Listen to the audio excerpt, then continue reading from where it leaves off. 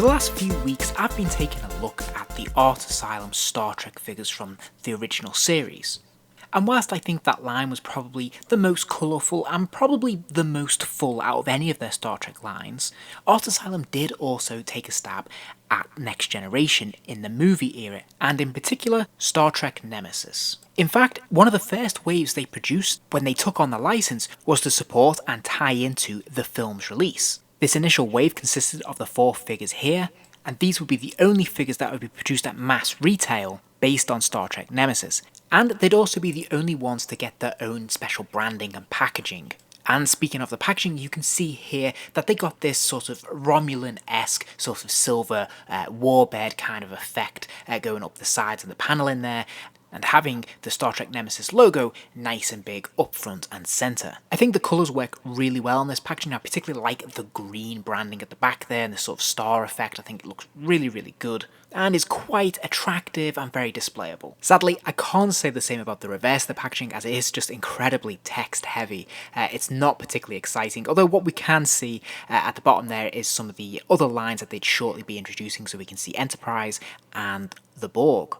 But otherwise, this is surprisingly dull stuff. I'm not sure what happened, whether the production photos weren't ready, but as it is, this is a pretty awful design. I'll start by taking a look at Captain Picard. And straight away you can probably tell there's something slightly off with the mould of this figure. His body shape doesn't look right, and he's a little bit stooped. For me, likeness is pretty key when it comes to an action figure based on a film or TV franchise, and I have to say, yeah, this mould is slightly strange. In certain angles it does look like Patrick Stewart's, but in others, yeah, it's not great. And I think part of the problem is the sculpt is not supported by the paint apps. It's very bland, and it gives him this washed out, slightly softer, younger appearance than he actually has in the film. And I don't think things are helped by this very long neck that he has. It definitely looks very strange from the side on, and it's incongruous with the rest of his body shape. The sculpt of the suit is pretty nicely done. All the grooves are actually sculpted in there, not just painted on, so it looks pretty good, but I think the colouring is ever so slightly off. There's a slight purplish sort of pinkish hue running through the shoulder pads, and that should really be a grey. Also, it might just be me, but the communicator badge looks a little bit too small. And the legs are very stocky. There's a very blocky feel to these. They're much chunkier than their counterparts, either in the original series line or even in the Enterprise line. That's good in one respect. It does give them a strong foundation to stand upon, and there's not the same worries of them snapping or breaking the joints. But they do feel a little bit clunky, unsophisticated, and a bit dull. Now, the articulation scheme is pretty good, to be fair. He has a ball-jointed neck, which means he can swivel all the way around, and he can look up and down a good distance too.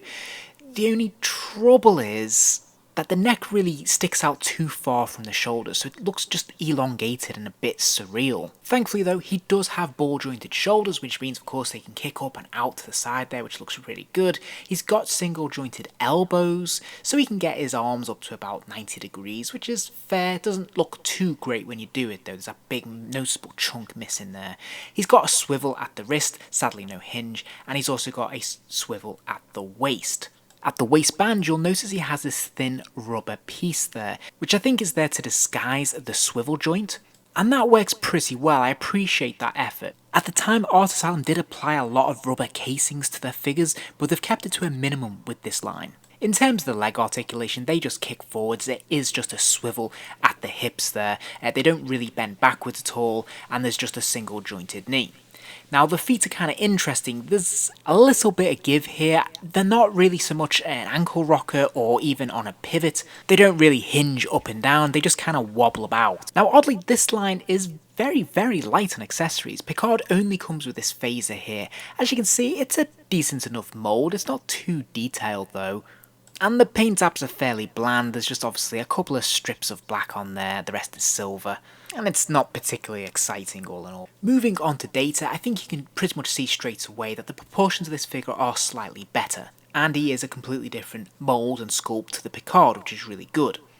And the likeness, well, I think it's better than the Picard. I think it's a lot closer to resembling Data. But this time I think it's the reverse of the Picard. I think the paint apps are better than the sculpt. Looking at the sculpt up close, I think again the neck's too long, the face is too elongated, and the eyes are a bit too small. But that being said, I think the paint apps are excellent, and the inconsistencies in the head sculpt are much less noticeable. Hopefully here you can see what I mean about the neck. It just seems a little bit too long above the collar there, and it tends to make the figure sort of lean forward a bit, and this doesn't look quite right. Oddly, Data only comes with a data pad and nothing else, and for me I think maybe the accessories got mixed up here, because of all the characters I think it should be Data that has the phaser, given obviously the ending of that film and the use of that prop.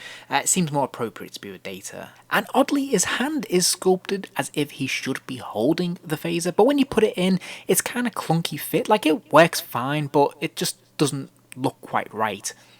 And so here they both are standing next to each other, so we get a sense of scale. They look to be pretty much the same size. I think Data is maybe fractionally taller, but it is difficult to tell with the way that Picard is kind of leaning to his side there. And when you put them together like this, definitely the head on the Picard looks really too small for his body, and I think overall the figure should have been slightly smaller. So I think individually these figures work fine, but when you put them together, that's when they start to look a bit strange. Now, it remains true for the rest of the figures in this line, and that will become clearer in the next video. I'm really pleased that they chose to do some of the villains from this film, because it wasn't something that really Art Asylum did a lot of for their Star Trek lines. And first up we have Shinzon, and I think straight away you can see that the sculpt of this is actually really very good. Now, his costume is very complicated, it has a lot of detail in it in the film, and I feel like the sculpt is very attentive to that detail. We can see lots of effort has gone into this, lots of the lines and grooves and little buckles and little bits and pieces that make up this very elaborate costume. And yet somehow it has a quite bland appearance, and I think that comes down to the paint apps, because there's a few different paint washes going over this. We can see a bit of purple, we can see some dark blues, but the actual costume in the film is a bit more metallic looking. It's got a kind of oily quality to it, and none of that is really translated across here. So as a consequence, it's a lot brighter and lighter than it maybe should be. One of the things that is done well, however, is the skirt here, because it is a soft rubber, and it works very well to hide some of the unseemly joints whilst allowing the maximum articulation that the figure can give you. So I'm really pleased with how this has turned out. In terms of the likeness, I think this is one of the strongest in this wave. This has definitely captured Tom Hardy's appearance, and they've done very well to capture little details like the scar that's running above his lip there. I think this is nicely done. And whilst once again their neck is slightly too long, because he has that high rubber collar there, this works quite nicely. And speaking of the rubber collar, you can see they've done a nice job here, because it's not immediately apparent that it is made of rubber. It looks like it's plastic like the rest of the figure, but it is that soft rubber there that allows his head to move in any direction. It really aids the articulation, and whilst looking pretty good. So I think they've done a really nice job here. This is a smart application of the rubber. And whilst we're talking about the articulation, he has the ball jointed shoulders there. Now you might be worried about that hard plastic shoulder pad, which is completely rigid, it will not move, but thankfully it doesn't hinder the articulation here at all. He's got the same single jointed elbow and the same swivel at the wrist, but it looks pretty good here. Like, it doesn't look really unsightly. He's got the swivel at the waist, but again, this is hidden quite nicely by that rubber cape there, so I think that works quite well. Meanwhile, the legs do kick forwards there, again on that hinge hip, but works pretty well with that rubber skirt that he's got, and actually his legs go back a little bit further than the Picard or the Data, which is good. He's got the single jointed knee, and again he's got those slightly wobbly feet, which can make him a bit difficult to pose actually. He can sometimes have a tendency to lean forwards or fall back. Again, he just comes with one accessory, which is this bloodstained knife here, which I think they've done a really good job of. The sculpt is great, and it's nice that they've actually added that little bit of detail there on the blade itself, so I think this is pretty cool. Moving on to the final figure in this wave is the Viceroy. As I said earlier, we didn't get very many aliens from the Next Generation line, and it's really cool to get a really distinctive one like this, which is a fantastic head sculpt. I think this is probably the best likeness of all the figures in its line, probably not surprising considering it is obviously an alien, but they've done a really nice job of this. I think he's really monstrous looking, and yeah, I think the little details they've got in his head there are pretty much pitch perfect, and yeah, I think they've done a really good job, very effective sculpt.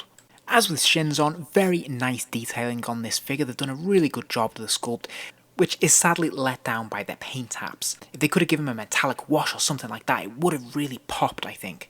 but as it is, he's a little bit too colourful, which can look a little bit silly and a bit jarring with the monstrous head sculpt, and it fails to bring out some of the finer details that are actually in this sculpt.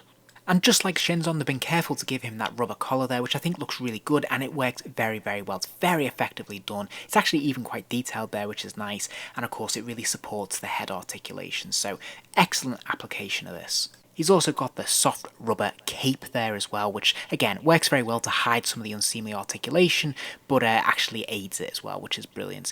Now you may notice as well, he also has a rubber piece on his kneecaps here as well, which is fantastic. Again, hides the joint very nicely, but at the same time looks like it's the end of his boot, which is really kind of cool. For accessories, he just comes with his staff, which is perfectly appropriate and actually very, very cool, very distinctive. It's a nice long piece, and it's got a little bit of detailing on there too. It's got the black and the gold, and it looks nicely done.